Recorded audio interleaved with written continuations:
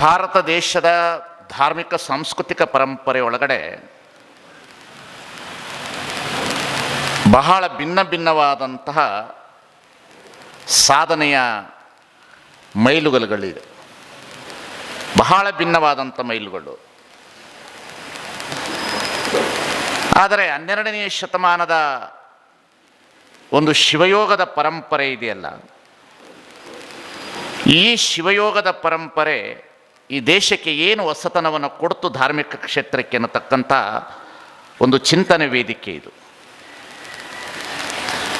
ಅಲ್ಲಮರನ್ನ ಕುರಿತು, ಶಿವಯೋಗಿಗಳನ್ನು ಕುರಿತು ಇವರಿಬ್ಬರನ್ನ ಹೋಲಿಕೆ ಮಾಡ್ತಕ್ಕಂಥದ್ದಲ್ಲ, ಸಾಧನೆ ಮತ್ತು ಅದರ ಪ್ರಕ್ರಿಯೆ ದಾರಿಯನ್ನು ನೋಡ್ತಕ್ಕಂಥ ಒಂದು ವೇದಿಕೆ ಇದು.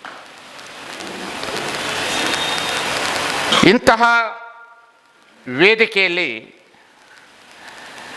ನಾವು ಬಹಳ ಚೆನ್ನಾಗಿ ಚಿಂತನೆ ಮಾಡಬೇಕಾಗ್ತದೆ. ಕಾರಣ ಪ್ರಭುದೇವರು ನಾಥಪಂಥದವರು, ಶೈವ ಪರಂಪರೆಯ ನಾಥಪಂಥದ ಒಬ್ಬ ಯೋಗಿ, ಶಿವಯೋಗಿ ಶೂನ್ಯಪೀಠದ ಮೊಟ್ಟ ಮೊದಲನೆಯ ಅಧಿಕಾರಿಯಾಗಿರ್ತಕ್ಕಂಥ ಅಲ್ಲಮ ಪ್ರಭುದೇವರು ಈ ಪರಂಪರೆನ ಹಿಡಿದು ಕೊನೆಯ ಶಿವಯೋಗಿ ಆಗಿರ್ತಕ್ಕಂಥ ಅತಿನಿಯ ಶಿವಯೋಗಿಗಳು. ಬಹಳ ಅತಿ ಅದ್ಭುತವಾದದು. ಯಾಕಂದರೆ ಶಿವಯೋಗಿ ಪರಂಪರೆ ಇದೆಯಲ್ಲ, ಶರಣ ಸಂಸ್ಕೃತಿಯ ಪರಂಪರೆಯೇ ಶಿವಯೋಗಿಯ ಪರಂಪರೆ. ಅದು ಮಠಾಧಿಪತಿಗಳ ಪರಂಪರೆ, ಪೀಠಾಧಿಪತಿಗಳ ಪರಂಪರೆ 100 ವರ್ಷದಿಂದ ಈಚೆಗೆ. ಅದು ಈ ಶರಣ ಸಂಸ್ಕೃತಿ ಮತ್ತು ಶರಣ ಧರ್ಮದ ಪರಂಪರೆ ಶಿವಯೋಗದ ಪರಂಪರೆಯೇ ಪರಂಪರೆ ಇದು. ಇಲ್ಲಿ ಶಿವಯೋಗಿಗಳಿಗೆ ಬಹಳ ದೊಡ್ಡ ಗೌರವ. ಶಿವಯೋಗಿಗಳೇ ಅಗ್ರಗಣ್ಯರು. ಇಲ್ಲಿ ಶಿವಯೋಗಿಗಳನ್ನು ಮೀರಿ ಸಾಧನೆ ಮಾಡ್ತಕ್ಕಂಥವ್ರು ಮುಂದೆ ಹುಟ್ಟಲೇ ಇಲ್ಲ, ಇಲ್ಲಿ ಬರಲೇ ಇಲ್ಲ. ಆ ಪರಂಪರೆನೇ ಬರಲಿಲ್ಲ. ಅದು ಆ ಪರಂಪರೆ ಬಂದಿದ್ರೆ ಲಿಂಗಾಯತ ಧರ್ಮ ಬಹಳ ಶ್ರೇಷ್ಠತೆಯಿಂದ ಇರ್ತಿತ್ತು. ಶಿವಯೋಗದ ಪರಂಪರೆ ಎಲ್ಲಿ ನಿಂತೋಗ್ತದೆ ಅಲ್ಲಿಗೆ ಲಿಂಗಾಯತ ಧರ್ಮದ ಪರಂಪರೆಯೂ ಸ್ಥಗಿತಗೊಳ್ಳುತ್ತದೆ. ಶಿವಯೋಗ ಮತ್ತು ಶಿವಯೋಗಿಯ ಪರಂಪರೆ ಪ್ರಾರಂಭ ಆಗ್ತದೆ ಯಾವಾಗ? ಆವಾಗ ಲಿಂಗಾಯತ ಧರ್ಮ ಪುನರುತ್ಥಾನ ಆಗ್ತದೆ. ಇಂತಹ ಪರಂಪರೆ ಒಳಗಡೆ ಬಂದಿರತಕ್ಕಂಥವರು ಅತಿನಿಯ ಶಿವಯೋಗಿಗಳು. ಅಲ್ಲಮ ಪ್ರಭು ಅವರು ಬಹಳ ದೊಡ್ಡವರು. ಅವರು ನಾಥಪಂಥದಲ್ಲೇ ಹುಟ್ಟಿದವರು. ಶೈವ ಪರಂಪರೆ ಒಳಗಡೆ ಬಹಳ ದೊಡ್ಡ ಸ್ಥಾನವನ್ನು ಗಳಿಸಿರ್ತಕ್ಕಂಥವರು ಅಲ್ಲಮ ಪ್ರಭು. ಅಲ್ಲಮ ಪ್ರಭುವನ ಒಳಗಡೆ ಹೋಗೋದು ಈಗ ಅಷ್ಟು ಸುಂದರ ಅಲ್ಲ. ಕೇವಲ ಮೇಲ್ನೋಟಕ್ಕೆ 4 ಮಾತುಗಳನ್ನು ಆಡ್ತೇನೆ ಅಷ್ಟೇ ನಾನು. ಕಾರಣ ಏನಂತ ಹೇಳಿದ್ರೆ, ಪ್ರಭುದೇವರು ಅಂತ ಹೇಳಿದ್ರೆ ಬಹಳ ದೊಡ್ಡ ಸ್ಥಾನದಲ್ಲಿ ಇದ್ದವರು ಅವರು. ಈ ಕರ್ನಾಟಕದಲ್ಲಿ 2 ಕಡೆ ವಿಶ್ವವಿದ್ಯಾಲಯ ಇತ್ತು. 2 ವಿಶ್ವವಿದ್ಯಾಲಯ ಕರ್ನಾಟಕದಲ್ಲಿ ಇದ್ದಿದ್ದು. ಒಂದು ಬಳ್ಳೆಗಾವಿಯಲ್ಲಿ ವಿಶ್ವವಿದ್ಯಾಲಯದಲ್ಲಿ ಕಲಿತವರು ನಾಥಪಂಥದ ಪ್ರಭುದೇವರು. ಕೂಡಲ ಸಂಗಮದ ವಿಶ್ವವಿದ್ಯಾಲಯದಲ್ಲಿ ಕಲಿತವರು ಬಸವಣ್ಣನವರು. ಈ 2 ವಿಶ್ವವಿದ್ಯಾಲಯಗಳಲ್ಲಿ ಕಲಿತಂಥವರು ಇವರಿಬ್ಬರೂ ಸಹ ಬಹಳ ದೊಡ್ಡ ಚಳುವಳಿಯನ್ನೇ ಪ್ರಾರಂಭ ಮಾಡಿದ್ರು ಕರ್ನಾಟಕದೊಳಗೆ.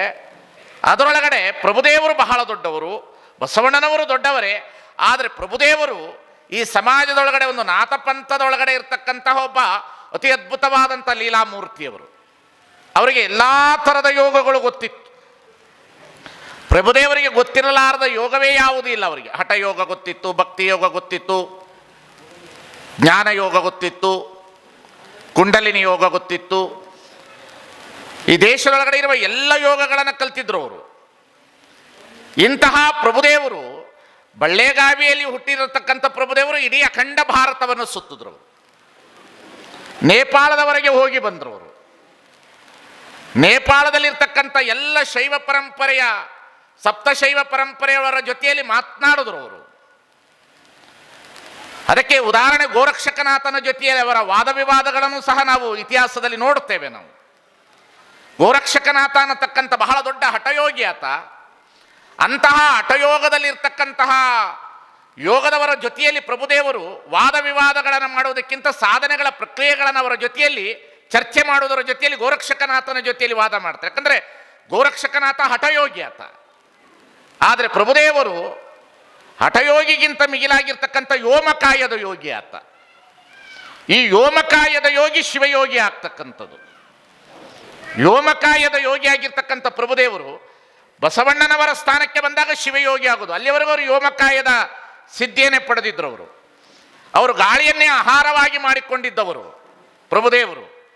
ಗಾಳಿಯನ್ನೇ ಅತಿ ಅದ್ಭುತವಾದ ಶಕ್ತಿಯಿಂದ ಯೋಗವನ್ನು ಕಲಿತವರು. ಅವರು ಗಾಳಿಯಲ್ಲೇ ಬಹಳ ಅಪಾರವಾದ ಶಕ್ತಿಯನ್ನು ಕಂಡವರು. ಯಾಕಂದರೆ ಈ ದೇಶದೊಳಗೆ ಅನೇಕ ಸಾಧನೆಗಳಿದೆ. ಸಾಧನೆಗಳನ್ನು ನಾವು ಮೂಢನಂಬಿಕೆ, ಅಂಧಾನುಕರಣೆ, ಅಂಧಶ್ರದ್ಧೆ ಅಂತ ಹೇಳಕ್ಕೆ ಬರೋದಿಲ್ಲ. ಮಾಡದೇ ಇದ್ದಾಗ ಅದನ್ನು ಅಂಧಾನುಕರಣೆ, ಅಂಧಶ್ರದ್ಧೆ ಅಂತ ಹೇಳೋದಿಲ್ಲ. ಅದರೊಳಗಡೆ ಪ್ರವೇಶವಾದಾಗ ಸಾಧನೆ ಏನು ಅಂತ ಗೊತ್ತಾಗ್ತದೆ. ಯಾಕೆಂತ ಹೇಳಿದ್ರೆ ಪ್ರಭುದೇವರು ಬಹಳ ಯೋಮಕಾಯ ಸಿದ್ಧಿಯನ್ನು ಪಡೆದವರು. ಅವರು ನಡೆದರೆ ಹೆಜ್ಜೆ ಮೂಡ್ತಾ ಇರಲಿಲ್ಲ. ಆ ರೀತಿಯಲ್ಲಿ ಇದ್ದಂಥವರು. ಅವರು ಗಾಳಿಯಲ್ಲೇ ಸಂಚರಿಸುವರು, ವಾಯುವನ್ನೇ ಆಹಾರವಾಗಿ ಮಾಡಿಕೊಳ್ತಕ್ಕಂಥದ್ದು. ಯಾಕೆಂತ ಹೇಳಿದ್ರೆ ವಾಯು ಬಹಳ ಮುಖ್ಯವಾಗಿರ್ತಕ್ಕಂಥದ್ದು, ಮುಖ್ಯ ಪ್ರಾಣವಾಗಿರ್ತಕ್ಕಂಥದ್ದೇ ವಾಯು. ಕಣ್ಣೇ ನಮ್ಮನ್ನು ನೋಡ್ತಾ ಇರೋದು ಕಣ್ಣು ವಾಯುವಿನಿಂದ, ಕೇಳ್ತಿರ್ತಕ್ಕಂಥದ್ದು ವಾಯುವಿಂದ, ಮಾತನಾಡ್ತಿರ್ತಕ್ಕಂಥದ್ದು ವಾಯುವಿಂದ, ಪ್ರಸಾದವನ್ನು ಬಾಯಲ್ಲಿ ಇಟ್ಟಾಗ ಸ್ವೀಕರಿಸೋದು ವಾಯುವಿನಿಂದ, ಮಲ ವಿಸರ್ಜನೆ ಮಾಡೋದು ವಾಯುವಿನಿಂದ, ಮೂತ್ರ ವಿಸರ್ಜನೆ ಮಾಡೋದು ವಾಯುವಿನಿಂದ, ನಡೆಯುವುದು ವಾಯುವಿನಿಂದ, ಹುಟ್ಟುವುದು ವಾಯುವಿನಿಂದ, ಕೊನೆಗೆ ಪ್ರಾಣ ಹೋಗುವುದು ವಾಯುವಿನಿಂದ. ಇಷ್ಟು ಅತಿ ಅದ್ಭುತವಾದ ಶಕ್ತಿ ಇದು ವಾಯು. ಇಂತಹ ವಾಯುವನ್ನೇ ಆಹಾರವಾಗಿ ಸ್ವೀಕರಿಸಿದವರು ಪ್ರಭುದೇವರು. ಇಂತಹ ಯೋಮಕಾಯದ ಸಿದ್ಧಿಯನ್ನು ಪಡೆದಿರ್ತಕ್ಕಂಥ ಪ್ರಭುದೇವರು ಇಡೀ ಅಖಂಡ ಭಾರತವನ್ನು ಸುತ್ತಿ ಬರ್ತಾರೆ. ಅಖಂಡ ಭಾರತವನ್ನು ಸುತ್ತಿ ಬಂದಂಥ ಪ್ರಭುದೇವರು ಗೋರಕ್ಷಕನಾಥನ ಜೊತೆಯಲ್ಲಿ ವಾದ ವಿವಾದವನ್ನು ಮಾಡುವಾಗ ವಜ್ರಕಾಯದ ದೇಹಿಯಾಗಿರ್ತಕ್ಕಂಥವನು ಗೋರಕ್ಷಕನಾಥ. ಯಾಕೆಂತ ಹೇಳಿದ್ರೆ ಶೈವ ಪರಂಪರೆ ಒಳಗಡೆ ಅನೇಕ ಆಚರಣೆಗಳಿದೆ. ಈ ಮಹಾಶಿವರಾತ್ರಿ ಇದೆಯಲ್ಲ, ಈ ಮಹಾಶಿವರಾತ್ರಿ ಅನ್ನತಕ್ಕಂತಹ ಆಚರಣೆ ಒಳಗಡೆ ಆ ಎಲ್ಲ ಉತ್ತರ ಭಾರತ, ದಕ್ಷಿಣ ಭಾರತದಲ್ಲಿ ಇಂಥ ಎಲ್ಲ ಸಾಧನೆಗಳನ್ನು ನೋಡ್ತಾ ಬರ್ತೇವೆ ನಾವು. ಬಹಳ ದೊಡ್ಡ ದೊಡ್ಡ ಸಾಧನೆಗಳು ಶೈವ ಪರಂಪರೆ ಒಳಗಡೆ, ಬಹಳ ದೊಡ್ಡ ದೊಡ್ಡ ಸಾಧನೆಗಳನ್ನು ಶೈವ ಪರಂಪರೆಗಳಲ್ಲಿ ನಾವು ನೋಡ್ತೇವೆ. ಇಂತಹ ಶೈವ ಪರಂಪರೆ ಒಳಗಡೆ ಬಂದಂಥ ಪ್ರಭುದೇವರು ಗೋರಕ್ಷಕನಾಥನ ಜೊತೆಯಲ್ಲಿ ಯುದ್ಧವನ್ನು ಮಾಡೋದಲ್ಲ, ಅವರ ಜೊತೆಯಲ್ಲಿ ಚರ್ಚಿದಾಗ ಅವರಿಬ್ಬರು ಭೇಟಿ ಆಗ್ತಾರೆ. ಯಾಕಂದರೆ ಯೋಗಿಗಳೇ ಭೇಟಿ ಆಗಬೇಕು. ಯೋಗಿಗಳೇ ಭೇಟಿ ಆಗ್ತಕ್ಕಂಥ ಸಂದರ್ಭದಲ್ಲಿ ಗೋರಕ್ಷಕನಾಥನ ಜೊತೆಯಲ್ಲಿ ಸಾಧನೆ ಮಾಡಿರ್ತಕ್ಕಂಥ ಗೋರಕ್ಷಕನಾಥ ಪ್ರಭುದೇವರ ಮುಂದೆ ನಿಂತು ಹೇಳ್ತಾರೆ. ಪ್ರಭುದೇವರ ಕೈಗೆ ಗೋರಕ್ಷಕನಾಥ ತನ್ನ ಕತ್ತಿಯನ್ನು ಕೊಟ್ಟು ಹೇಳ್ತಾನೆ, ನಾನು ಎಷ್ಟು ಬಲಿಷ್ಠ ಅನ್ನತಕ್ಕಂಥ ಯೋಗವನ್ನು ಮಾಡಿದ್ದೇನೆ ನೋಡು ಅಂತ. ನಾನು ಸಾಮಾನ್ಯವಾದವನಲ್ಲ, ನಂದು ವಜ್ರಕಾಯದ ದೇಹ, ನನ್ನದು ಅತಿ ಅದ್ಭುತವಾದ ವಜ್ರಕಾಯದ ದೇಹ. ನನ್ನನ್ನು ಒಂದು ಸಲ ನೀನು ಮುಟ್ಟಿ ನೋಡು ಅಂತ ಹೇಳ್ತಾನೆ ಗೋರಕ್ಷಕನಾಥ. ಆ ಸಂದರ್ಭದಲ್ಲಿ ಪ್ರಭುದೇವರು ಹೇಳ್ತಾರೆ, ಅದೇನು ದೊಡ್ಡ ಮಾತು. ಹೇಳಿದ ಕೂಡಲೇ, ಕತ್ತಿಯನ್ನು ಕೊಟ್ಟಿದ್ದ ಕೂಡಲೇ ಪ್ರಭುದೇವರು ಕತ್ತಿಯನ್ನು ತೆಗೆದುಕೊಂಡು ಗೋರಕ್ಷಕನಾಥನ ತಲೆ ಮೇಲೆ ಹೀಗೆ ಹೊಡೆದಾಗ ಟಣ್ ಅಂತಕ್ಕಂಥ ಶಬ್ದ ಬರ್ತದೆ. ಮೈ ಮೇಲೆ ಹೊಡೆದಾಗ ಟನ್ ಅನ್ನತಕ್ಕಂಥ ಶಬ್ದ ಬರ್ತದೆ. ಎಲ್ಲ ಥರದ ಶಬ್ದ ಬರ್ತದೆ. ಆವಾಗ ಗೋರಕ್ಷಕನಾಥ ಅಂತಾನೆ, ನಾನು ಎಂತಹ ಸಾಧನೆ ಮಾಡಿದ್ದೀನಿ ನೋಡು ಅಂತ. ಆವಾಗ ಪ್ರಭುದೇವರು ಹೇಳ್ತಾರೆ, ಇದೇ ಕತ್ತಿಯನ್ನು ನೀ ತೆಗೆದುಕೋ, ಆಮೇಲೆ ಒಂದು ಸಲ ನನ್ನನ್ನು ನೀನು ಸ್ಪರ್ಶಿಸು ಅಂತ ಹೇಳ್ತಾರೆ. ಆವಾಗ ಗೋರಕ್ಷಕನಾಥ ಕತ್ತಿಯನ್ನು ತೆಗೆದುಕೊಂಡು ಹೀಗೆ ಪ್ರಭುದೇವರನ್ನು ಹೀಗೆ ಮುಟ್ಲಿಕ್ಕೆ ಹೋಗ್ತಾರಂತೆ. ಪ್ರಭುದೇವರ ದೇಹದ ಒಳಗಡೆ ಹೋಗಿ ಹೊರಗೆ ಬರ್ತದಂತೆ. ಇದು ನಾನು ಇದನ್ನು ಮೂಢನಂಬಿಕೆ, ಅಂಧಾನುಕರಣೆ, ವಿಜ್ಞಾನಕ್ಕೆ ಸಂಬಂಧಪಟ್ಟು ನಾನು ಹೇಳೋದಿಲ್ಲ. ಸಾಧನೆಗಳಲ್ಲಿ ಇರ್ತಕ್ಕಂತಹ ಸಾಧನೆಗಳನ್ನು ಕುರಿತು ಇತಿಹಾಸದಲ್ಲಿ ಬಂದಿರತಕ್ಕಂಥದ್ದನ್ನು ಹೇಳ್ತಾ ಇರ್ತಕ್ಕಂಥದ್ದು ನಾನು. ಯಾವಾಗ ಹೀಗೆ ಒಳಗಡೆ ಹೋಗಿ ಬರ್ತದೆ, ಗೋರಕ್ಷಕನಾಥನಿಗೆ ಬಹಳ ವಿಚಿತ್ರವಾಗ್ತದಂತೆ, ಇದು ಯಾವ ಯೋಗ ಅಂತ. ಯಾಕಂದರೆ ಯೋಮಕಾಯ ಸಿದ್ಧಿಯನ್ನು ಪಡೆದವನು ಈ ದೇಶದೊಳಗಡೆ ಮೊಟ್ಟ ಮೊದಲಿಗೆ ಪ್ರಭು ಮಾತ್ರ, ಬಹಳ ದೊಡ್ಡ ಪ್ರಭು ಆತ. ಅದಕ್ಕಾಗಿ ಚಾಮರಸ ತನ್ನ ಪ್ರಭುಲಿಂಗ ಲೀಲೆಯನ್ನು ಬರೆಯುವಾಗನೇ ಹೇಳಿದ್ರು, ಶ್ರೀಮದಮಲ ಜ್ಞಾನ ಭಕ್ತಿ ವೇದ ಪುರಾಣ ಶಸ್ತ್ರಸ್ಥೋ ಮನತನತ ಚಾರು ಚರಣಾಂಬೋಜ ಘನಮಹಿಮ ನಾಮ ರೂಪ ಕ್ರಿಯಾ ಕಲಾಪ ವಿರಾಮನನುಪಮ ದಿವ್ಯ ತೇಜೋ ಯೋಮಮೂರ್ತಿ ಗುರು ಗುಹೇಶ್ವರ ಲಿಂಗ ಶರಣಾರ್ಥಿ. ಇಂತಹ ಪ್ರಭುದೇವರು ಅಖಂಡ ಭಾರತವನ್ನು ಸುತ್ತಿ ಬಂದು ಸೊನಲಾಪುರಕ್ಕೆ ಬರ್ತಾರೆ. ಸೊನಲಾಪುರಕ್ಕೆ ಬಂದಾಗ ಸೊನಲಾಪುರದಲ್ಲಿ ಯೋಗಿಗೆ ಯೋಗಿಯಾಗಿರ್ತಕ್ಕಂಥ ಶಿವಯೋಗಿ ಸಿದ್ದರಾಮೇಶ್ವರರು ಇರ್ತಾರೆ. ಶಿವಯೋಗಿ ಸಿದ್ದರಾಮೇಶ್ವರರ ಒಳಗಡೆ ಸಾಧನೆ ಮಾಡಿರ್ತಾರೆ. ಅವರು ಬಹಳ ದೊಡ್ಡ ಯೋಗಿಗಳು. ಶಿವಯೋಗಿ ಸಿದ್ದರಾಮೇಶ್ವರ ಇವರೆಲ್ಲರೂ ಸಮಕಾಲೀನವರು. ಎಲ್ಲ ಶೈವ ಪರಂಪರೆಯ ಯೋಗವನ್ನು ಕಲಿತಂಥ ಸಮಕಾಲೀನವರು. ಇಂತಹ ಸಮಕಾಲೀನರಾಗಿರ್ತಕ್ಕಂಥ ಶಿವಯೋಗಿ ಸಿದ್ದರಾಮೇಶ್ವರರು ಒಳಗಿರ್ತಾರೆ. ಪ್ರಭುದೇವರು ಹೊರಗಡೆ ಬಂದು ತಮ್ಮ ಅಂತರಂಗದ ಚಕ್ಷುವಿನಿಂದ ಒಳಗಡೆ ಇರ್ತಕ್ಕಂಥ ಯೋಗಿ ಇವರನ್ನು ಬದಲಾವಣೆ ಮಾಡಬೇಕಲ್ಲ ಅಂಥೇಳಿ ಶಿವಯೋಗಿ ಸಿದ್ದರಾಮೇಶ್ವರರು ಒಳಗಿರುವಾಗ ಹೊರಗಡೆ ನಿಂತುಕೊಂಡು ಪ್ರಭುದೇವರು ಹೇಳ್ತಾರೆ, ಅವರೆಲ್ಲರೂ ಶಿಷ್ಯರು ಕೆಲಸ ಮಾಡ್ತಿರ್ತಕ್ಕಂಥ ಶಿಷ್ಯರಿಗೆ ಪ್ರಭುದೇವರ ಬಂದು ಏನು ಹೇಳ್ತಾರೆ, ನಿಮ್ಮ ಒಡ್ಡರ ಎಲ್ಲಿದ್ದಾರೆ ಗುರು ಅಂತ. ನಿಮ್ಮ ಒಡ್ಡರ ಗುರು ಎಲ್ಲಿದ್ದಾರೆ ಅಂತ ಕೇಳ್ತಾರೆ. ನಿಮ್ಮ ಒಡ್ಡರ ಗುರು ಎಲ್ಲಿದ್ದಾರೆ ಅಂತ ಹೇಳಿದ ಕೂಡಲೇ ಶಿಷ್ಯರೆಲ್ಲರೂ ಹೋಗಿ ಹೇಳ್ತಾರೆ, ಯಾರೋ ನಿನ್ನನ್ನು ಒಡ್ರ ಗುರು ಅಂತ ಕರೀತಾ ಇದ್ದಾರೆ, ನೀನು ನೋಡಿದ್ರೆ ಬಹಳ ದೊಡ್ಡ ಯೋಗಿ, ಕೆರೆ ಕಟ್ಟೆ ಕಾಲುವೆ ಇಂಥದನ್ನೇ ಕಟ್ಟಿಸಿಕೊಂಡು ಕೂತಿರ್ತಕ್ಕಂಥ ಮನುಷ್ಯ, ನಿನ್ನನ್ನು ಈ ರೀತಿ ಕರೆದಿದ್ದಾರಲ್ಲ ಅಂಥೇಳಿ ವಿಚಾರ ಮಾಡಿ ಒಳಗಡೆ ಇರ್ತಕ್ಕಂಥ ಸಿದ್ದರಾಮಯ್ಯ ಏನು ಮಾಡ್ತಾನೆ, ನನ್ನನ್ನು ಒಡ್ಡರ ಗುರು ಅಂತ ಕರೆದಿರ್ತಕ್ಕಂಥವನು ಯಾರು, ಅವರ ನಾಲಿಗೆಯನ್ನು ಸೀಳ್ತೇನೆ ಅಂತ ಅವನು ಹೊರಗೆ ಬರ್ತಾನೆ. ಪ್ರಭುಲಿಂಗ ಲೀಲೆ ನೋಡಬೇಕು, ಬಹಳ ಅತಿ ಅದ್ಭುತವಾಗಿ ನೋಡಬೇಕದು. ಯಾವಾಗ ಹೊರಗಡೆ ಬಂದು ನೋಡ್ತಾನೆ, ನಿಂತು ಯಾರವನ್ನು ನೋಡಬೇಕು ಅಂತ ಹೇಳಿ ಬಂದು ನಿಂತು ನೋಡ್ತಾರೆ, ಪ್ರಭುದೇವರು ಆಕಾಶಕ್ಕೆ ಮತ್ತು ಭೂಮಿಗೆ ಏಕಮುಖವಾಗಿ ನಿಂತಿರ್ತಾರೆ. ಯಾಕೆ ಹೇಳ್ತೇನೆ ಅಂದರೆ, ಸಾಧನೆಗಳಲ್ಲಿ ಬಹಳ ಅತಿ ಅದ್ಭುತವಾದ ಸಾಧನೆಗಳನ್ನು ನಾವು ನೋಡ್ಕೋತಾ ಬಂದಿರ್ತಕ್ಕಂಥ. ಯಾವಾಗ ಪ್ರಭುದೇವರು ಆಕಾಶಕ್ಕೆ ಮತ್ತು ಭೂಮಿಗೆ ಏಕವಾಗಿ ನಿಂತಿರ್ತಾರೆ, ಇವರನ್ನು ನೋಡಿ ಶಿವಯೋಗಿ ಸಿದ್ದರಾಮೇಶ್ವರರು ಭಯಪಡ್ತಾರೆ. ಭಯಪಟ್ಟ ಕೂಡಲೇ ಅವರಿಬ್ಬರ ಚರ್ಚೆ ನಡೀತದೆ. ಚರ್ಚೆ ಮಾಡಿಕೊಂಡಿರ್ತಕ್ಕಂಥ ಸಿದ್ದರಾಮೇಶ್ವರರು ಹಾಗೂ ಶಿವಯೋಗವನ್ನು ಸಾಧನೆ ಮಾಡಿರ್ತಕ್ಕಂಥ ಅನಿಮಿಷೇನಿಂದ ಲಿಂಗವನ್ನು ಪಡೆದುಕೊಂಡು ಬಂದಿರತಕ್ಕಂಥ ಪ್ರಭುದೇವರು, ಇವರಿಬ್ಬರು ಶಿವಯೋಗದ ಸಾಧನೆಯನ್ನು ತೋರಿಸಬೇಕು ಅಂತೇಳಿ ಸಿದ್ದರಾಮನ ನನ್ನ ಪ್ರಭುದೇವರು ಕರೆದುಕೊಂಡು ಕಲ್ಯಾಣಕ್ಕೆ ಬಂದು ಕಲ್ಯಾಣದಲ್ಲಿ ಕ್ರಾಂತಿ ಮಾಡಿರ್ತಕ್ಕಂಥ ಈ ಶಿವಯೋಗದ ಪರಂಪರೆಯನ್ನು ಕೊಟ್ಟಿರ್ತಕ್ಕಂಥ ಬಸವಣ್ಣನವರ ಕಲ್ಯಾಣವನ್ನು ನೋಡಿ ಏನು ಹೇಳ್ತಾರೆ, ಕಲ್ಯಾಣವೆಂಬ ಪ್ರಣತೆಯಲ್ಲಿ ಭಕ್ತಿರಸವೆಂಬ ತೈಲವನೆರೆದು ಆಚಾರವೆಂಬ ಬತ್ತಿಗುಂಟ ಬಸವಣ್ಣನೆಂಬ ಜ್ಯೋತಿ ಮುಟ್ಟಿಸಲು ತೊಳಗಿ ಬೆಳಗುತ್ತಿದ್ದಿತೆಯ ಶಿವನ ಪ್ರಕಾಶ, ಆ ಬೆಳಗಿನೊಳಗೆ ಹೊಕ್ಕುತ್ತಿದ್ದರೆ ಈ ಅಸಂಖ್ಯಾತ ಪ್ರಮತಗಣಗಳು ಶಿವಭಕ್ತರಿದ್ದ ದೇಶ ಪರಮ ಪಾವನವೆಂಬುದು ಹುಸಿಯೇ ನಮ್ಮ ಗುಹೇಶ್ವರ ಲಿಂಗದಲ್ಲಿ ಎನ್ನ ಪರಮಾರಾಧ್ಯ ಸಂಗನ ಬಸವಣ್ಣನ ಮಹಿಮೆಯ ನೋಡ ಸಿದ್ದರಾಮ. ಎಷ್ಟು ಅತಿ ಅದ್ಭುತವಾದ ಮಾತು. ಪ್ರಭುದೇವರು ಯಾವಾಗ ಸಿದ್ದರಾಮೇಶ್ವರನ ಕರೆದುಕೊಂಡು ಬರ್ತಾರೆ, ಸಿದ್ದರಾಮೇಶ್ವರರ ನಾಥ ಪಂಥದವರು ಪ್ರಭುದೇವರು ಆಗಾಗಲೇ ಬಸವಣ್ಣನವರು ಕೊಟ್ಟಿರ್ತಕ್ಕಂಥ ಇಷ್ಟಲಿಂಗದ ಶಿವಯೋಗವನ ಅನಿಮಿಷೆಯನ್ನು ಕೈಯಿಂದ ಪಡೆದುಕೊಂಡು ಸಾಧನೆ ಮಾಡಿರ್ತಾರೆ ಪ್ರಭುದೇವರು. ಈ ಶಿವಯೋಗವನ್ನು ತಿಳಿಸಬೇಕು ಅಂತಲೇ ಕರೆದುಕೊಂಡು ಬರ್ತಾರೆ. ತಿಳಿದುಕೊಂಡು ಬಂದು ಕೊನೆಗೆ ಸಿದ್ದರಾಮೇಶ್ವರರಿಗೆ ಚನ್ನಬಸವಣ್ಣನವರ ಕೈಯಲ್ಲಿ ಲಿಂಗ ದೀಕ್ಷೆಯನ್ನು ಕೊಟ್ಟು ಶಿವಯೋಗ ಸಾಧನೆಯನ್ನು ಮಾಡ್ತಾರೆ. ಇಂತಹ ಶಿವಯೋಗ ಸಾಧನೆ ಮಾಡಿರ್ತಕ್ಕಂತಹ ಪರಂಪರೆಯ ಕೊನೆಯೊಬ್ಬರು ಗುರುಗಳಾಗಿರ್ತಕ್ಕಂಥವ್ರು, ಕೊನೆಯ ಯೋಗಿ ಆಗಿರ್ತಕ್ಕಂಥವ್ರು ಯಾರಾದರೂ ಇದ್ದರೆ ಅದು ಅತಿನಿಯ ಶಿವಯೋಗಿಗಳು ಅನ್ನತಕ್ಕಂಥದ್ದನ್ನು ಕಾಣ. ಅವರ ನಂತರ ಶಿವಯೋಗಿಗಳನ್ನು ನಾವು ನೋಡೋದು ಬಹಳ ಕಷ್ಟ. ಬೆರಳೆಣಿಸುವಷ್ಟೇ ಶಿವಯೋಗಿಗಳು, ಬೆರಳೆಣಿಸುವಷ್ಟೇ. 12ನೇ ಶತಮಾನದಲ್ಲಿ ಎಲ್ಲರೂ ಶಿವಯೋಗಿಗಳು. 770 ಜನ ಅಮರಗಣಗಳು ಶಿವಯೋಗಿಗಳು, ಲಕ್ಷದ ಮೇಲೆ 96,000 ಜನ ಶಿವಯೋಗಿಗಳು. ಅವರ ನಂತರ ಮಧ್ಯದಲ್ಲಿ ಬಂದಂತಹ ಯಡಿಯೂರು ಸಿದ್ಧಲಿಂಗೇಶ್ವರರ ಪರಂಪರೆಯ ಶಿವಯೋಗಿಗಳು, ಅದಾದ ನಂತರ ಷಣ್ಮುಖ ಶಿವಯೋಗಿಗಳ ಪರಂಪರೆಯವರು, ಅದಾದ ನಂತರ ಮುರುಗೋಡ ಮಹಾಂತ ಶಿವಯೋಗಿಗಳು, ಅದಾದ ನಂತರ ಬಹಳ ಮುಖ್ಯವಾಗಿ ಇಳಕಲ್ಲಿನ ಮಹಾಂತ ಶಿವಯೋಗಿಗಳು, ಅದಾದ ನಂತರ ಬಹಳ ದೊಡ್ಡ ಶಿವಯೋಗಿಗಳು ಯಾರು ಅಂತಂದರೆ ಅತಿನಿಯ ಶಿವಯೋಗಿ. ಈ ಶಿವಯೋಗದ ಪರಂಪರೆ ಒಳಗಡೆ ಇವರು ಕೊನೆಯವರು ಇವರೆಲ್ಲರೂ.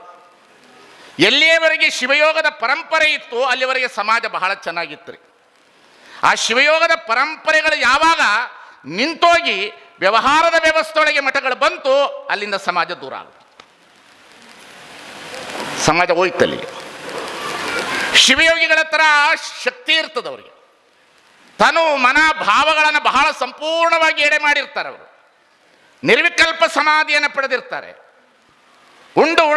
ಅವರು ಬಹಳ ಅತಿ ಅದ್ಭುತವಾದ ಯೋಗ ಸಾಧನೆ ಮಾಡಿರ್ತಾರೆ. ಅವರು ಎಲ್ಲವನ್ನು ತೊರೆದಿರ್ತಾರೆ. ಅವರು ಶಿವಯೋಗಿಗಳಿಗೆ ಏನಿರೋದಿಲ್ಲ.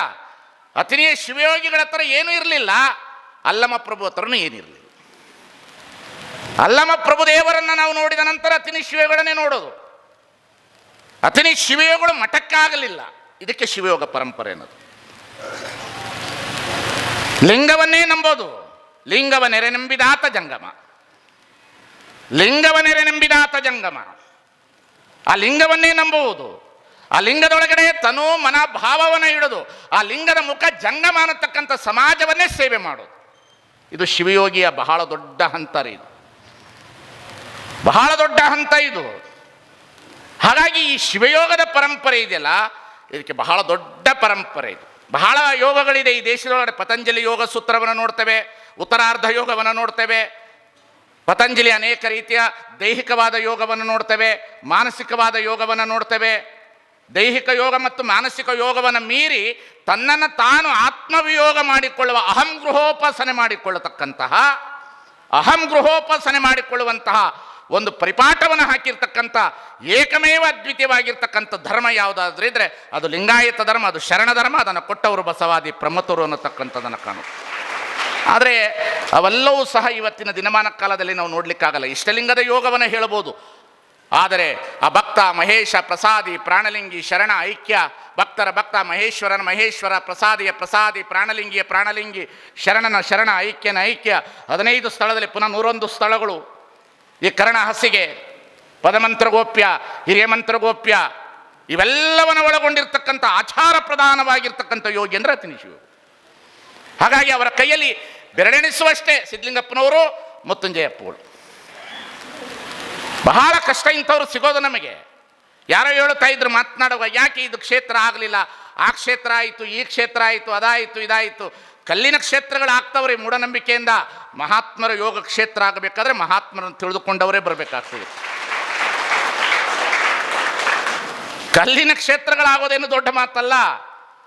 ಮಹಾತ್ಮರು ಅಂತ ಹೇಳಿದ್ರೆ ಮಹಾತ್ಮರಂ ನೆನೆಯುವುದೇಗನ ಮುಕ್ತಿ ಪದಂ ಶಿವಾದವ, ನೀನೊಲಿದು ಪಾದವ ನಿಟ್ಟ ನೆಲವೇ ಸುಕ್ಷೇತ್ರ, ಜಲವೇ ಪಾವನ ತೀರ್ಥ, ಸುಲಭ ಶ್ರೀ ಗುರುವೇ ಕೃಪೆಯ. ಎಂಥವ್ರು ಅತಿನಿ ಶಿವಗಳು, ಎಂಥವ್ರವರು, ಎಂಥವ್ರು. ನಾವು ಒಂದೊಂದು ಸಲ ನೆನೆಸ್ಕೊಂಡ್ಬಿಟ್ರೆ ಶಿವಯೋಗದ ಪರಂಪರೆ ಇಲ್ಲೇ ಒಂದು ಕಡೆ ನಿಂತೋಗ್ಬಿಡ್ತಲ್ಲ ಅನಿಸ್ಬಿಡ್ತದೆ. ಆ ಪರಂಪರೆ ಬರಬೇಕು. ಒಂದು 100-150 ವರ್ಷದಲ್ಲಿ ಯಾವಾಗ ಮಠಾಧಿಪತಿ ಪರಂಪರೆಗಳು ಬಂತು, ಆಧುನಿಕ ತಂತ್ರಜ್ಞಾನದ ವ್ಯವಸ್ಥೆಯಲ್ಲಿ ಸ್ವತಂತ್ರ ಭಾರತದ ಪೂರ್ವದಲ್ಲಿದ್ದಂಥ ವ್ಯವಸ್ಥೆಗೂ ಸ್ವತಂತ್ರ ಬಂದ ನಂತರ ಬಂದಂಥ ಭಾರತದ ಆರ್ಥಿಕ ಪರಿಸ್ಥಿತಿ, ಶೈಕ್ಷಣಿಕ ಪರಿಸ್ಥಿತಿಗೆ ಸಮಾಜದಲ್ಲಿ ಮಠಾಧಿಪತಿಗಳು ಅನೇಕ ರೀತಿಯಲ್ಲಿ ಕೆಲಸ ಕಾರ್ಯಗಳನ್ನು ಮಾಡಿದ್ರು, ಶಿಕ್ಷಣ ಸಂಸ್ಥೆಗಳನ್ನು ತೆಗೆದ್ರು, ಬೇಕಾಗಿರ್ತಕ್ಕಂಥ ವ್ಯವಸ್ಥೆಗಳನ್ನು ತಂದರು, ಕೃಷಿ ಪ್ರಧಾನವಾದ ವ್ಯವಸ್ಥೆಗಳನ್ನು ಮಾಡಿದ್ರು. ಮಠಾಧಿಪತಿಗಳು ಸಮಾಜವನ್ನೇ ಜಂಗಮ ಅಂತ ತಿಳಿದು ಕೆಲಸ ಮಾಡಿದ್ರು. ಅವರೆಲ್ಲರೂ ನೀವು ಬೆಳೆದ್ರಿ, ಬೆಳೆದ ನಂತರ ಏನು ಮಾಡಿದ್ರಿ ಅಂತಂದರೆ ಮಠದ ಕಡೆಗೆ ಗಮನ ಇಲ್ಲದಂತೆ ನಿಮ್ಮ ಕಡೆ ನೀವು ಹೋಗಿಬಿಟ್ರಿ. ಇದು ಒಂದು ದೊಡ್ಡ ದುರಂತ ನೋಡಿ. ಧಾರವಾಡದೊಳಗಡೆ PGನೇ ಇರಲಿಲ್ಲ. ಧಾರವಾಡ ಯೂನಿವರ್ಸಿಟಿ ಬಂತಪ್ಪ. ಧಾರವಾಡ ಯೂನಿವರ್ಸಿಟಿ ಬಂತು. ಯೂನಿವರ್ಸಿಟಿ ಬಂದಾಗ ಅಲ್ಲಿ ಬರ್ತಕ್ಕಂಥ ಓದುವರಿಗೆ PG ಯಾವುದು? ಅತಿನಿ ಶಿವಯೋಗಿಗಳಿಂದ ಅನುಗ್ರಹವನ್ನು ಪಡೆದಂಥ ಮುತ್ತುಂಜಯಪ್ಪಗಳು ₹1.25 ಕೊಡದೇ ಇದ್ರೆ ಪಾಟೀಲ್ ಪುಟ್ಟಪ್ಪನಂತವ್ರಿಲ್ಲ. ಪಾಟೀಲ್ ಪುಟ್ಟಪ್ಪನಂತವ್ರು ನೋಡೋಕ್ಕಾಗೋದಿಲ್ಲ. ಇವತ್ತು ನಿಮ್ಮ ಹತ್ರ ಹಣ ಬಂತು, ಸಂಪತ್ತು ಬಂತು, ಶಿಕ್ಷಣ ಬಂತು, ಇಂಜಿನಿಯರ್ ಆದ್ರಿ, ಡಾಕ್ಟರ್ ಆದ್ರಿ, ನಿಮ್ಮ ಮನೆಗಳಲ್ಲಿ ದೊಡ್ಡ ದೊಡ್ಡ ವ್ಯಕ್ತಿಗಳಾದ್ರಿ. ಆದರೆ ಅವತ್ತು ನಿಮಗೆ ಯೂನಿವರ್ಸಿಟಿ ಒಳಗಡೆ ಬಂದಂಥವ್ರಿಗೆಲ್ಲರಿಗೂ ಅನ್ನ ನೀರು ಕೊಡಬೇಕು, ಸಮಾಜವೇ ದೇವರು ಅಂತ ಹೇಳ್ತಕ್ಕಂಥ ಮಾತನ್ನು ಅತಿನಿ ಶಿವಗಳು ಹೇಳಿ ಕಳಿಸಿದ್ರಲ್ಲ, ಅದನ್ನು ಮುತ್ತುಂಜಯಪ್ಪಗಳು ಚಾಚೂ ತಪ್ಪದೆ ಧಾರವಾಡದಲ್ಲಿ ಮಾಡಿದ್ರು ಅಂತೇಳಿ ಅವತ್ತಿನ ದಿನಮಾನಕ್ಕೆ ನಿಮ್ಮ ಮನೆಗಳಿಗೆ ಬೆಳಕಾಯಿತು. 1937ರಲ್ಲಿ ಮೊಟ್ಟ ಮೊದಲಿಗೆ ಈ ನಾಡಿನೊಳಗಡೆ ಚಿತ್ರದುರ್ಗದ ಮುರುಘಾಮಠ ಪ್ರಸಾದ ನಿಲಯವನ್ನು ತೆಗಿತು. ಮೈಸೂರು ಮೆಡಿಕಲ್ ಕಾಲೇಜಿಗೆ ಜಯದೇವ ಹೃದಯರೋಗ ಪೆಥಾಲಜಿಗೆ ಅವಕಾಶವನ್ನು ಕಲ್ಪಿಸಿಕೊಡ್ತು. ಭಾಳ ಇತಿಹಾಸದೊಳಗಡೆ ನಾವೆಲ್ಲೋ ಒಂದು ಕಡೆ ಸೋತ್ ಬಿಡ್ತೇವೆ ನಾವು. ಮೈಸೂರು ಮೆಡಿಕಲ್ ಕಾಲೇಜ್ ಬಂತು ಸ್ವಾಮಿ, ಹಣ ಬೇಕಲ್ಲ. ಜಯದೇವ ಪೆಥಾಲಜಿ ಇವತ್ತಿಗೂ ಇದೆ ಮೈಸೂರು ಮೆಡಿಕಲ್ ಕಾಲೇಜಿನಲ್ಲಿ. ಜಯದೇವ ಜಗದ್ಗುರುಗಳು ಎಷ್ಟು ದೊಡ್ಡವರು, ಅತಿನಿ ಶಿವಗಳ ಹಾದ್ಯ ನೀಡಿದ್ರು. ಪ್ರಸಾದ ನಿಲಯವೇ. ನೀವು ತಮಿಳ್ನಾಡು ನೋಡ್ರಿ, ದೇವತೆಗಳ ದೇವರ ಸ್ಥಾನಗಳು. ಆಂಧ್ರಕ್ಕೆ ಹೋಗಿ ಬರೀ ಗುಡಿಗುಂಡಾರದ ಭರಾಟೆಗಳು. ತಮಿಳ್ನಾಡಿಗೆ ಹೋಗ್ರಿ, ಕೇರಳಕ್ಕೆ ಹೋಗ್ರಿ, ದೇವರ ನಾಡುಗಳು. ಉತ್ತರ ಭಾರತಕ್ಕೆ ಹೋಗ್ರಿ ನೀವು, ಕೇವಲ ಉತ್ತರ ಭಾರತದಲ್ಲಿ ಭಕ್ತಿ ಮತ್ತು ಮೂಢನಂಬಿಕೆಯ ವ್ಯವಸ್ಥೆಗಳು. ಕರ್ನಾಟಕದಲ್ಲಿ ಕೋಳಿ ಕೂಗುವ ಒಂದು ಹಳ್ಳಿಯಲ್ಲಿ ಮಠಾಧೀಶ ತನ್ನ ಜೋಳಿಯನ್ನು ಇಟ್ಟುಕೊಂಡು ನಿಮ್ಮ ಮಕ್ಕಳಿಗೆ ಭವಿಷ್ಯವನ್ನು ಕೊಟ್ಟಿದ್ದಾರೆ ಈ ನಾಡಿನೊಳಗಡೆ. ನಮ್ಮಲ್ಲಿ ಲಿಂಗಾಯತರಿಗೆ ಇತಿಹಾಸದ ಪ್ರಜ್ಞೆ ಮತ್ತು ಇತಿಹಾಸವನ್ನು ಹೇಳುವ ಶಕ್ತಿಯನ್ನು ಮಠಾಧಿಪತಿಗಳು ಕಳ್ಕೊಂಡಿದ್ದೀವಿ. ನಾವು ಕಳ್ಕೊಂಡಿವಿ ಸ್ವಾಮಿ. ಏನು ಕೆಲಸ ಮಾಡಿದ್ರು ವಿಚಾರ ಮಾಡ್ರಿ ನೀವು. ಒಂದೊಂದು ಇತಿಹಾಸ ನೋಡ್ರಿ. ಮೈಸೂರು ಭಾಗಕ್ಕೆ ಹೋಗ್ರಿ, ಸುತ್ತೂರು ಮಠದ ಜಗದ್ಗುರುಗಳು ಸುತ್ತೂರನ್ನು ಬಿಟ್ಟು ಮೈಸೂರಿಗೆ ಬಂದು ಬಂಗಾರದ ಗುಂಡುಗಡಿಗೆಯನ್ನು ಕ್ರಯ ವಿಕ್ರಯ ಮಾಡಿ ಪ್ರಸಾದ ನಿಲಯ ತೆಗೆದರು. ನೀವು ಬೀದರ್ ಜಿಲ್ಲೆಗೆ ಬಾಲ್ಕಿಗೆ ಹೋಗ್ರಿ, ಶಾಂತರಸರನ್ನತಕ್ಕಂಥ ಕವಿತೆ ತಯಾರಾಗಬೇಕಾಗಿದ್ರೆ ಬಾಲ್ಕಿ ಪಟ್ಟದ ದೇವ್ರದೆಷ್ಟು ಕೆಲಸ, ಇಲ್ಲಿ ಅಪ್ಪಗಳದೆಷ್ಟು ಕೆಲಸ, ಚಿತ್ರೂರು ಮಠದೆಷ್ಟು ಕೆಲಸ, ಕೊಪ್ಪಳದೆಷ್ಟು ಕೆಲಸ, ನಿಡಸೋಸಿಯ ಎಷ್ಟು ಕೆಲಸ, ಸಿದ್ಧಗಂಗಾ ಶ್ರೀಗಳವರ ಎಷ್ಟು ಕೆಲಸ, ಎಷ್ಟು ಮಠಾಧೀಶರ ಕೆಲಸಗಳಾಯಿತು. ಮಠಾಧೀಶರು ಈ ಕರ್ನಾಟಕಕ್ಕೆ ಕೊಟ್ಟಂಥ ಕೊಡುಗೆಗಳೇನು. ಪ್ರಜಾಪ್ರಭುತ್ವ ಬಂತು 1947ರಲ್ಲಿ. ಸಾಹಿತಿಗಳಿಗೆ ಆಶ್ರಯದಾತರಾದರು, ಸಂಗೀತಗಾರರಿಗೆ ಆಶ್ರಯದಾತರಾದರು, ಹಾಡುಗಾರರಿಗೆ ಆಶ್ರಯದಾತರಾದರು, ರಾಜಕಾರಣಿಗಳಿಗೆ ಆಶ್ರಯದಾತರಾದರು. ಒಂದು ಕಡೆ KLE ಸೊಸೈಟಿ ಬಂತು, ಇನ್ನೊಂದು ಕಡೆ BLD ಸೊಸೈಟಿ ಬಂತು, ಇನ್ನೊಂದು ಕಡೆ ಎಲ್ಲ ಕಡೆಯಲ್ಲಿ ಶಿಕ್ಷಣ ಸಂಸ್ಥೆ ತೆಗೆದ್ರು.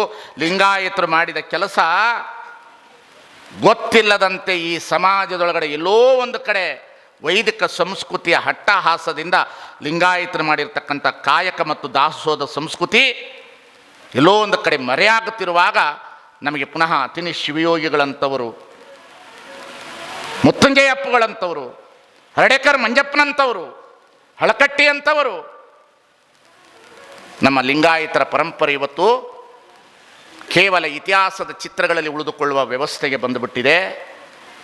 ಏನು ಮಾಡೋದು ಸ್ವಾಮಿ ನಾವು ಮಠಾಧೀಶರು, ಏನು ಮಾಡೋದು? ಎಲ್ಲಿ ಗುಡಿ ಕಟ್ಟಿದ್ವಾ, ಗುಂಡಾರ ಕಟ್ಟಿದ್ವಾ, ನೀರಿನಲ್ಲಿ ಮುಳುಗ್ರಿ ಅಂದ್ವಾ? ನಿಮ್ಮ ಮನೆಗಳಿಗೆ ಶಿಕ್ಷಣ ಕೊಟ್ಟು, ನಿಮ್ಮ ಮಕ್ಕಳಿಗೆ ಇಂಜಿನಿಯರಿಂಗ್ ಸೀಟ್ ಕಾಲೇಜುಗಳನ್ನು ತೆಗೆದುಕೊಟ್ಟು, ನಿಮ್ಮ ಮನೆಗಳಿಗೆ ಮೆಡಿಕಲ್ ಕಾಲೇಜುಗಳನ್ನು ತೆಗೆದುಕೊಟ್ಟು ಏನು ಮಾಡಿದ್ದೀವಿ? ಈ ವ್ಯವಸ್ಥೆಯನ್ನು ಕುರಿತು ಚೆನ್ನಾಗಿ ನಾವು ಇವತ್ತು ಅಭಿಮಾನದಿಂದ ಹೇಳಬೇಕು. ನಾವು ಒಂದು ಕಡೆ ಶಿವಯೋಗಿ ಪರಂಪರೆಯ ಕೆಲಸಗಳು, ಇನ್ನೊಂದು ಕಡೆ ಮಠಾಧಿಪತಿಗಳ ಪರಂಪರೆಗಳು, ಇನ್ನೊಂದು ಸದ್ಭಾವದಿಂದ ಕೂಡಿರ್ತಕ್ಕಂಥ ಭಕ್ತ ಪರಂಪರೆಯ ಅನೇಕ ಶಿಕ್ಷಣ ಸಂಸ್ಥೆಗಳು. ಎಲ್ಲೋ ಒಂದು ಕಡೆ ಲಿಂಗಾಯತರು ಕೈ ಕಟ್ಟಿ ಕುಳಿತುವಂಥ ಕಾಲ ಬಂದುಬಿಟ್ಟಿದೆ. ಧೈರ್ಯವಾಗಿ ಹೇಳುವಂಥ ಪರಿಸ್ಥಿತಿಯನ್ನು ಕಳೆದುಕೊಂಡು ಬಿಟ್ಟಿದ್ದೇವೆ ನಾವು. ಇಂತಹ ದಿನಮಾನ ಕಾಲದಲ್ಲಿ ನಮ್ಮನ್ನು ಉಳಿಸುವಂಥ ಇನ್ನೊಂದು ಶಕ್ತಿ ಇದ್ದರೆ ಅತಿನಿಯ ಶಿವಯೋಗಿಗಳ ಶಕ್ತಿಯೇ ಶಕ್ತಿ ನಮ್ಮನ್ನು ಉಳಿಸಿಕೊಳ್ಳಬೇಕು. ಮಹಾಂತ ಶಿವಯೋಗಿಗಳ ಶಕ್ತಿಯೇ ಉಳಿಸಿಕೊಳ್ಳಬೇಕು. ಬಸವಣ್ಣನ ಶಕ್ತಿಯೇ ನಮ್ಮನ್ನು ಉಳಿಸಿಕೊಳ್ಳಬೇಕು. ಯಡಿಯೂರು ಸಿದ್ಧಲಿಂಗೇಶ್ವರರ ಶಕ್ತಿಯೇ ನಮ್ಮನ್ನು ಉಳಿಸಿಕೊಳ್ಳಬೇಕು. ಮಲೆ ಮಾದೇಶ್ವರರ ಶಕ್ತಿಯೇ ನಮ್ಮನ್ನು ಉಳಿಸ್ಕೊಳ್ಬೇಕು. ಇಂತಹ ಪರಂಪರೆ ನಮ್ಮದು. ಅಲ್ಲಮ್ಮ ಪ್ರಭುದೇವರು ಅಂದರೆ ಸಾಮಾನ್ಯವಾದವರಲ್ಲ, ಅತಿನಿಯ ಶಿವಯೋಗಳೆಂದರೆ ಸಾಮಾನ್ಯವಾದವರಲ್ಲ. ಅಂತಹ ಶಿವಯೋಗದ ಪರಂಪರೆ ಇವತ್ತು ಉಳಿದು ಬೆಳೀತಾ ಇದೆ. ಇಂತಹ ಪರಂಪರೆಯಲ್ಲಿ ನಾವೆಲ್ಲರೂ ಬರ್ತಾ ಇದ್ದೇವೆ. ಅನೇಕ ಪೂಜ್ಯರು ಈ ಸೇವೆಯನ್ನು ಮಾಡಿಕೊಂಡು ಬಂದಿದ್ದಾರೆ. ಅಂತಹ ಸೇವೆ ಒಳಗಡೆ ಇವತ್ತು ನಮ್ಮ ಶಿವಬಸವ ಸ್ವಾಮಿಗಳು ಬಹಳ ಒಳ್ಳೆಯ ಕೆಲಸವನ್ನು ಮಾಡಿದ್ದಾರೆ. ನಾನು ಈ ಮಠವನ್ನು ಹಿಂದೆನೂ ನೋಡಿದ್ದೇನೆ, ಇವತ್ತು ನೋಡ್ತಾ ಇದ್ದೇನೆ. ಹಿಂದೇನೂ ನೋಡಿದ್ದೇನೆ, ಇವತ್ತು ನೋಡಿದ್ದೇನೆ. ಹಿಂದಿರುವ ವ್ಯವಸ್ಥೆನೂ ನೋಡಿದ್ದೇನೆ, ಇವತ್ತಿರುವ ವ್ಯವಸ್ಥೆಯನ್ನು ನೋಡಿದ್ದೇನೆ. ಶಿವಬಸವ ಸ್ವಾಮಿಗಳು ದ್ವಾರ ಬಾಗಿಲುಗಳನ್ನು ಮಾಡಿಸೋದ್ರ ಮುಖಾಂತರ, ಬಂದವರಿಗೆ ದಾಸೋಹ ಮಾಡಿಸೋದ್ರ ಮುಖಾಂತರ, ಪರಿಸರವನ್ನು ಒಳ್ಳೆಯ ರೀತಿಯಲ್ಲಿ ತರುವುದರ ಮುಖಾಂತರ, ಇದೆಲ್ಲವನ್ನು ಒಳ್ಳೆಯ ರೀತಿಯಲ್ಲಿ ಪ್ರೇರಕವಾಗಿ ಮಾಡ್ತಕ್ಕಂಥ ಕೆಲಸಗಳನ್ನು ಶಿವಬಸವ ಸ್ವಾಮಿಗಳು ಮಾಡ್ತಾ ಇದ್ದಾರೆ. ಸಣ್ಣ ವಯಸ್ಸಿನಲ್ಲಿ ಬಹಳ ದೊಡ್ಡ ಕೆಲಸ ಕಾರ್ಯಗಳು, ಮೊನ್ನೆ ಬೆಂಗಳೂರಿನಲ್ಲಿ ಬಹಳ ದೊಡ್ಡ ಪ್ರಮಾಣದ ಬಸವೋತ್ಸವವನ್ನು ಮಾಡೋದ್ರ ಮುಖಾಂತರ ರಾಜ್ಯಕ್ಕೆ ಬೆಳಕನ್ನು ನೀಡಿದರು. ಅಂಥವ್ರನ್ನ ಕೊಟ್ಟಂಥವ್ರು ಮುರುಘಾ ಶರಣರು ಅನ್ನತಕ್ಕಂಥದ್ದು ನಮಗೆ ಬಹಳ ಹೆಮ್ಮೆ ಇದೆ ಅನ್ನತಕ್ಕಂಥದ್ದನ್ನು ಸಹ ನಾವು ಈ ಸಂದರ್ಭದಲ್ಲಿ ನೆನೆಸಿಕೊಳ್ಳಬೇಕನ್ನತಕ್ಕಂಥ ಮಾತನ್ನು ಹೇಳ್ತಾ, ಯಾಕೆಂತೇಳಿದ್ರೆ ಈ ಜಗತ್ತಿನಲ್ಲಿ ಸೇವೆ ಅನ್ನತಕ್ಕಂಥದ್ದನ್ನು ಮಾಡುವವರು ಸಿಗೋದು ಕಷ್ಟ. ಇವತ್ತು ಬಹಳ ಕಷ್ಟ. ಸೇವಾ ಮನೋಭಾವನೆ ಕಡಿಮೆ ಆಗಿದೆ ನಮ್ಮಲ್ಲಿ. ಅಂಥದ್ರಲ್ಲಿ ಸಣ್ಣ ಸಣ್ಣ ವಯಸ್ಸಿನಲ್ಲಿ ಮಠಾಧೀಶರು ಇವತ್ತು ಮಠಾಧೀಶರಾಗಿರ್ತಾರೆ, ಮನೆಯನ್ನೇ ಬಿಟ್ಟಿರ್ತಾರೆ, ತಂದೆ ತಾಯಿಗಳನ್ನೇ ಬಿಟ್ಟಿರ್ತಾರೆ, ನಿಮ್ಮ ಸೇವೆಗೆ ಬಂದಿರ್ತಾರೆ. ನೀವೆಂದೂ ಸಹ ಅವರ ಜೊತೆಯಲ್ಲಿ ಹಸ್ತಕ್ಕೆ ಹಸ್ತವಾಗಿ, ಪ್ರೀತಿಗೆ ಪ್ರೀತಿಯಾಗಿ ಇತಿಹಾಸದಲ್ಲಿ ಈ ಮಠಗಳು ಉಳಿದು ಬೆಳಿಬೇಕಾಗ್ತದೆ. ಇತಿಹಾಸದಲ್ಲಿ ಈ ಮಠಗಳನ್ನು ಪುಟಗಳಲ್ಲಿ ನಾವು ತರಬೇಕಾಗ್ತದೆ. ಪುನರುತ್ಥಾನ ಆಗ್ತದೆ. ಏನಿಲ್ಲ, ಶಿವಯೋಗಿಗಳನ್ನು ನೆನೆಸಿಕೊಂಡ್ರೆ ಸಾಕು, ಎಲ್ಲ ಕಾರ್ಯಗಳು ನಮಗೆ ಚಾಚೂ ತಪ್ಪದೆ ಅವರ ಕೃಪಾಶೀರ್ವಾದದಿಂದ ನಡೀತಿದೆ ಅನ್ನತಕ್ಕಂಥ ಮಾತನ್ನು ಹೇಳ್ತಾ, ಈ ಮಹಾಶಿವರಾತ್ರಿಯ ಕಾರ್ಯಕ್ರಮದಲ್ಲಿ ಮೊನ್ನೆ ಪೂಜ್ಯರು ಬಂದಾಗ ಬನ್ನಿ ಅಂತ ಹೇಳಿದ್ರು. ಅದಕ್ಕಾಗಿ ದಯಮಾಡಿಸಿ ಮಾತನಾಡಿದ್ದೇವೆ. ಈ ವೇದಿಕೆ ಮೇಲೆ ಎಲ್ಲ ಪೂಜ್ಯರನ್ನ ನೋಡಿ ನಮಗೆ ಸಂತೋಷ ಆಗಿದೆ. ಒಂದು ಮಾತನ್ನು ನಾನು ಹೇಳಲಿಕ್ಕೆ ಇಷ್ಟಪಡ್ತೇನೆ. ಮಹಾಶಿವರಾತ್ರಿ ಅಂತಂದರೆ ಈ ದೇಶದ ಬಹಳ ಅತಿ ಅದ್ಭುತವಾದ ಶಿವ ಪರಂಪರೆಯ ಶಿವರಾತ್ರಿ ಇದು. ಬಹಳ ದೊಡ್ಡ ಶಿವರಾತ್ರಿ ಇದು. ಶಿವ ಅಂತ ಹೇಳಿದ್ರೆ ಪ್ರೀತಿ ಪಾತ್ರರಾದವರು. ವ್ಯಾಸ ಮಹರ್ಷಿಗಳು 18 ಪುರಾಣಗಳನ್ನು ಬರೆದಿರ್ತಕ್ಕಂಥಲ್ಲಿ 10 ಪುರಾಣಗಳು ಶಿವಪುರಾಣಗಳು, 8 ವಿಷ್ಣು ಪುರಾಣಗಳನ್ನು ತಯಾರು ಮಾಡಿದ್ರು. ಆದರೆ ಶರಣರು ಕಂಡ ಶಿವನೇ ಬೇರೆ, ಶರಣರು ಕಂಡ ಶಿವನೇ ಬೇರೆ, ಲಿಂಗಾಯತರು ಕಂಡ ಶಿವನೇ ಬೇರೆ. ಆದರೆ ಈ ಶಿವರಾತ್ರಿ ನಮ್ಮ ಮೂಲ ಅಜ್ಜನ ಶಿವರಾತ್ರಿ. ನಮ್ಮ ಅಜ್ಜನ ಶಿವರಾತ್ರಿ ಆಗಿರೋದನ್ನು ಅಜ್ಜನನ್ನು ಗೌರವಿಸ್ತೇವೆ. ನಮ್ಮ ಅಪ್ಪ ಬಸವಣ್ಣನ ದಾರಿಯಲ್ಲಿ ನಾವು ನಡೀತೇವೆ ಅನ್ನತಕ್ಕಂಥ ಮಾತನ್ನು ಹೇಳಲಿಕ್ಕೆ ಇಷ್ಟಪಡ್ತೇವೆ. ಅಂತಹ ಈ ಶಿವರಾತ್ರಿ ಒಳಗಡೆ ನೀವೆಲ್ಲರೂ ಸೇರಿದಿರಿ. ಶರಣ ನಿದ್ರೆಗೆ ಇದ್ದಾರೆ ಜಪ ಕಾಣಿರು, ಶರಣ ಎದ್ದು ಕುಳಿತರೆ ಶಿವರಾತ್ರಿ ಕಾಣಿರು. ಯಾವಾಗಲೂ ಜಾಗೃತ ಆಗಿರೋದೇ ಶಿವರಾತ್ರಿ ಹೊರತು ಒಂದು ದಿವಸ ಶಿವರಾತ್ರಿ ಆಗೋದಲ್ಲ. ಬೆಳಗಿನ ಸಂಜೆವರೆಗೆ ನಾಳೆ ಉಪವಾಸ ಇದ್ದು ಸಾಯಂಕಾಲ ಚೆನ್ನಾಗಿ ಉಪ್ಪಿಟ್ಟು ತಿನ್ನೋದು ಶಿವರಾತ್ರಿ ಅಲ್ಲ. ಬೆಳಗಿನ ಸಂಜೆವರೆಗೆ ಉಪವಾಸ ಇದ್ದು ಸಾಯಂಕಾಲ ಇಷ್ಟಿತ್ತು ಹಣ್ಣು ಹೊಡೆಯೋದು ಶಿವರಾತ್ರಿ ಅಲ್ಲ. ಬೆಳಗಿನ ಸಂಜೆವರೆಗೆ ಉಪವಾಸ, ಉಪ್ಪು ಬಿಟ್ಟವರನ್ನು ಕಂಡೆ, ತುಪ್ಪ ಬಿಟ್ಟವರನ್ನು ಕಂಡೆ, ತಪ್ಪು ಬಿಟ್ಟವರನ್ನು ಒಬ್ಬರನ್ನೂ ಕಾಣಲಿಲ್ಲ ಅನ್ನತಕ್ಕಂಥ ಮಾತಿದೆ. ವಸ್ತುಗಳನ್ನು ಬಿಟ್ಕೊಂಡು ಹೋಗೋದ್ರಲ್ಲಿ ಏನಿರ್ತದೆ ಜಗತ್ತಿನಲ್ಲಿ? ವಸ್ತುಗಳನ್ನ ನಾನು ಬಾಳೆಹಣ್ಣು ಬಿಟ್ಟೆ, ಅದನ್ನು ಬಿಟ್ಟೆ, ಯಾರು ಬಿಟ್ಟೆ? ದೇವ್ರು ಕೊಟ್ಟಿರೋದನ್ನ ದೇವ್ರಿಗೆ ಬಿಡೋದಕ್ಕೆ ನೀನು ಯಾರು? ನಾವು ಬಿಡಬೇಕಾಗಿರ್ತಕ್ಕಂಥದ್ದು ನಮ್ಮ ತಪ್ಪು ಒಂದೇ, ಎನ್ನ ತಪ್ಪು ಅನಂತ ಕೋಟಿ ನಿಮ್ಮ ಲೆಕ್ಕಕ್ಕೆ ಸೇರಣೆ ಇಲ್ಲವಯ್ಯ ಅನ್ನತಕ್ಕಂಥ ಮಾತಿದೆಯಲ್ಲ, ಇದೊಂದೇ ಬಿಡಬೇಕಾಗಿರ್ತಕ್ಕಂಥದ್ದು ಈ ಸಮಾಜದಲ್ಲಿ, ಹೊರತು ಇನ್ನೇನೂ ಅಲ್ಲ ಅನ್ನತಕ್ಕಂಥ ಮಾತನ್ನು ಹೇಳ್ತಾ, ದೇವರ ಬಗ್ಗೆ ನಮಗೆ ವಿಶ್ವಾಸ ಇರಲಿ. ದೇವರು ನಮ್ಮನ್ನು ಕಾಪಾಡ್ತಾನೆ. ದೇವರು ಮತ್ತು ಗುರುಗಳು ಯಾವತ್ತೂ ನಮ್ಮನ್ನು ಆಶೀರ್ವದಿಸ್ತಾ ಇರ್ತಾನೆ.